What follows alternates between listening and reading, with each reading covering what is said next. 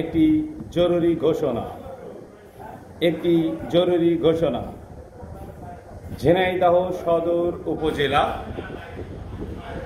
বিষয়খালী ফিডারের বিদ্যুৎ লাইন আগামীকাল শনিবার সকাল 8টা হইতে বিকাল 4টা পর্যন্ত বন্ধ থাকিবে। একটি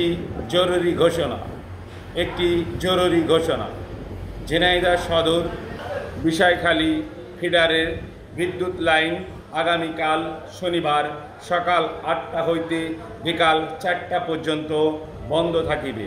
বন্ধ থাকার কারণে বিদ্যুৎ লাইন কর্তৃপক্ষ আন্তরিকভাবে দুঃখিত এবং আপনার আশপাশ অজানা তথ্য পেতে, সংবাদ পেতে বিষয়খালী নিউজ 24 ফলো করুন এবং Dabir Ali YouTube channel subscribe করুন।